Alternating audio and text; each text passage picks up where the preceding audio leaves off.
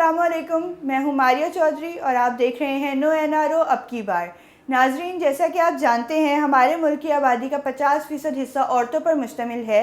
लेकिन मैं आपको बताती चलूँ कि वेल्थ पार्क की एक रिपोर्ट के मुताबिक वो जो 50% औरतें हैं उनमें से भी आप हाफ़ कर लें, 25% कर लें, उनके पास मोबाइल फ़ोन नहीं है। और फिर आप इसको और हाफ़ कर लें तो उन औरतों के पास इंटरनेट की सहूलत मौजूद नहीं है, जो हमारे मुल्क में जेंडर डिस्क्रिमिनेशन की एक आला मिसाल कायम की जा रही है। हर चीज़ में जेंडर डिस्क्रिमिनेशन किया जाता है, लेकिन इस मामले में मेरा नहीं ख्याल था कि होगा।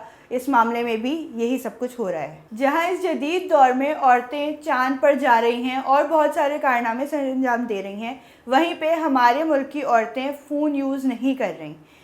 35% तकरीबन औरतें ऐसी हैं जिनको घर से परमिशन नहीं मिल रही, जिनको घर वाले अलाउ नहीं करते, इस वजह से वो फ़ोन यूज़ नहीं कर रही। फिर 20% ऐसी हैं जो अफोर्ड नहीं कर सकती। चलो, अफोर्ड ना करना तो एक जेन्युइन रीज़न में आता है, लेकिन परमिशन ना देना मुझे नहीं समझ आ रही कि ये कौन लोग हैं, कौन सी सदी में रह रहे हैं कि आपको परमिशन नहीं, आप फ़ोन यूज़ नहीं कर सकते। यार, मोबाइल फ़ोन के नुकसानात अगर हैं तो फ़ायदे ज़्यादा हैं। आप पॉजिटिव सोचो ना, आप अपने बच्चों को इतनी अवेयरनेस दो, अपनी बच्चियों को सिखाओ कि यार ये सही का रास्ता है, ये गलत का रास्ता है, आपने सही चलना है। आप जब उसको समझा दोगे तो ज़ाहिर सी बात है वो भी आप ही की बेटी है, वो आपका मान रखेगी बिल्कुल। लेकिन आपने सीधा सीधा बोल दिया कि वो फ़ोन यूज़ नहीं करेगी, आप फ़ोन लेकर ही नहीं दोगे उसको, जो कि सही बात नहीं है। आपको अपनी औलाद पे ट्रस्ट होना चाहिए, आपको अपनी औरतों पे ट्रस्ट होना चाहिए। अच्छा, जब आपको अपनी औरतों पे, अपनी बहनों बेटियों पे ट्रस्ट होगा तो ही वो कॉन्फिडेंटली आगे बढ़ सकेंगी। अब इसमें आगे बढ़ने का मतलब ये नहीं है कि आप लाजमी घर से बाहर जाकर ही कुछ करो, आप घर पे बैठ के भी कर सकते हो। जिस तरह आपने कुछ सीखना है, जो बच्चियां पढ़ रही हैं उनके कोर्सेज से रिलेटेड बहुत बहुत सारी इन्फॉर्मेशन है। आप एक चीज़, एक वर्ड टाइप करो और उससे उसके 70 लिंक्स खुल जाते हैं। पढ़ाई में आपकी बहुत हेल्प होती है इससे, आप स्किल सीख सकते हो, आपको कहीं किसी जगह जाने की ज़रूरत ही नहीं, किसी इंस्टीट्यूट जाने की ज़रूरत ही नहीं है। और ऊपर से मज़े की बात यह है कि इंस्टीट्यूशन में जब आप जाते हो तो आपको कुछ समझ नहीं, आपको टीचर से पूछना पड़ता है। आप थोड़ा हेजिटेट भी हो जाते हो कभी कि यार टीचर बोलेगा कि इतनी जाहिल है, इसको आता नहीं है कुछ। लेकिन जब आप फ़ोन पे, घर पे यूट्यूब या गूगल से कुछ कर रहे होते हो तो वो आपके अपने ऊपर होता है। आप उसको 4 दफ़ा नहीं रिपीट करो या 400 दफ़ा रिपीट करो, जब तक आपको समझ ना आए आप उसको रिपीटेडली देखते जाओ। फिर आपके पास और बहुत सारे ऑप्शंस होते हैं कि आप जिस मर्ज़ी का देखो, जिसका आपको समझ आ रहा है आप उसका देख लो। अच्छा, इसके अलावा आप ऑनलाइन बिज़नेस बहुत कर सकते हो, आजकल लड़कियां कर भी रही हैं। जैसे फूड पांडा है, एक बहुत मशहूर ऐप है आजकल हमारे यहाँ। तो घर से बैठकर वो उसको जो है ना अपना ऑनलाइन बिज़नेस रन कर रही हैं। वो घर पे कुकिंग करती हैं, उन्होंने रजिस्टर करवाया हुआ है अपने आप को फूड पांडा पे, ऑर्डर्स आते हैं, वो कुकिंग करती हैं, राइडर आता है ले जाता है, घर बैठे वो पैसे कमा रही हैं। इसके अलावा और बहुत सारी ऐप्स हैं। ऐसी ऐप्स भी हैं जिसमें आपको इतना ज़्यादा भी कुछ नहीं करना, थोड़ी सी इन्वेस्टमेंट होती है आई थिंक, और उसके बाद फिर आपको तकरीबन 3-4 दिन का 1500 तक इतना हो जाता है। तो बहुत सारे ऑप्शंस हैं, ज़रूरी नहीं है कि आप बाहर ही जाके करो। अच्छा, बाहर जाने की अगर हम बात करें तो ये एक मीन ऑफ कम्युनिकेशन है, मोड ऑफ कम्युनिकेशन है। आप राब्ते में रह सकते हो, आप ट्रैवल कर रहे हो बाहर, आपने अपनी लोकेशन भेज दी है, आपके घर वालों को पता है आप कहाँ पर हो। अच्छा, सेकेंडली 2019 में जब कोविड आया तो तब पूरी दुनिया अपने घरों तक महदूद होकर रह गई थी, सब कुछ बंद हो गया था, ना कोई बाहर जा सकता था। पार्क्स, मॉल्स, स्कूल्स और मतलब बिज़नेस जो इदारे हैं, ऑर्गेनाइजेशंस हैं हमारी, सब बंद हो गया था। अब सब परेशान थे कि क्या करें। फिर जो है ना एक आइडिया दिया गया कि यार सब कुछ ऑनलाइन शुरू कर लो। ऑनलाइन क्लासेस शुरू हो गई, फिर ऑनलाइन बिज़नेस शुरू हो गए, मतलब ऑफिसेज जो थे उनकी ऑनलाइन मीटिंग्स हो रही थी। फिर उसी से लोगों को आइडिया आया कि यार ऑनलाइन बिज़नेस भी किया जा सकता है। उसी दौरान हम देखते हैं कि बहुत सारे ये जो फूड बिजनेस, बहुत सारे लोगों ने अपना ये वाला काम शुरू किया फूड पांडा के साथ, क्योंकि बाहर तो जा नहीं सकते और क्रेविंग सबको ही होती हैं। तो फूड पांडा के ज़रिए ये काम शुरू किया गया। फूड अपना मेन्यू दे दिया उन्होंने, खाना ऑर्डर आया, खाना बनाया और डिलीवर कर दिया। तो बहुत सारे बिज़नेस इसी तरह शुरू हुए थे। अगर आप वैसे देखो, शॉपिंग के हवाले से देखो तो ऑनलाइन आपको सब कुछ मिल जाता है, ऑनलाइन ग्रोसरी का भी अब आ गया है। तो उस दौरान जो बिज़नेस शुरू हुए थे वो आज भी ग्रो कर रहे हैं, और अब लोग मेरा ख्याल है ज़्यादा प्रेफर करते हैं ऑनलाइन को, कि क्योंकि ऑनलाइन में आपको कोई झंझट नहीं है ना कि आपने ऑफिस लेना है, फिर उसको आपको रेंट देना होगा, आपको स्टाफ रखना है, तो ऐसा कोई है ही नहीं। बस आप घर पे बैठे हुए हो और आप अपना जो है ना खुद ही वन मैन बिजनेस चला रहे हो। तो ये इसका फ़ायदा है और बहुत ज़्यादा फ़ायदा है, और मेरा ख़्याल है कि आगे भी इसके और ज़्यादा फ़ायदे आएंगे। अच्छा, अब नुकसान तो हर चीज़ का होता है ना। नुकसान तो आप चीनी ज़्यादा खा लो तो उसका भी आपको डायबिटीज़ हो जाएगी। तो ये आपने अपने कंट्रोल में है आपके कि आपने कितना किस चीज़ को यूज़ करना है और कैसे करना है।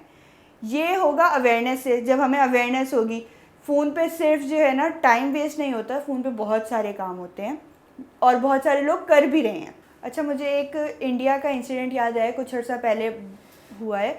दिल्ली में एक बस में एक लड़की का गैंग रेप हुआ बहुत ब्रूटली। उसके बाद उन्होंने उस लड़की को मार भी दिया। लेकिन ये तो एक बहुत नासाज सान्या हुआ, लेकिन उसके बाद उनकी गवर्नमेंट ने और वहाँ की पुलिस ने एक्शन लिया और उन्होंने एक अपनी ऐप लॉन्च की।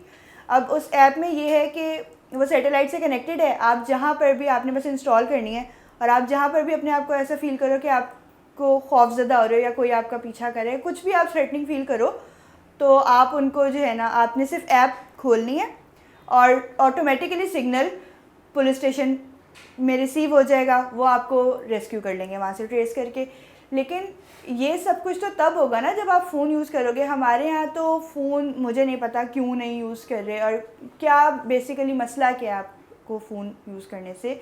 फ़ोन यूज़ करें, फ़ोन का सही इस्तेमाल करें, क्योंकि आगे जाके यही काम आएगा। आजकल ऑनलाइन बैंकिंग चल रही है, आजकल गेमिंग से लोग पैसा कमा रहे हैं। आप पैसा ना कमाएं, लेकिन एटलीस्ट आप अपनी हिफाजत के लिए फ़ोन को इस्तेमाल करें। यहाँ पर हम हुकूमत से नहीं कह सकते कि यार इस टाइप का तुम लोग भी कोई इनिशिएटिव लो, क्योंकि आवाम ही फ़ोन यूज़ नहीं कर रही। तो जब फ़ोन यूज़ नहीं करी तो वो बेचारे इनिशिएटिव लेके करें भी तो करें क्या।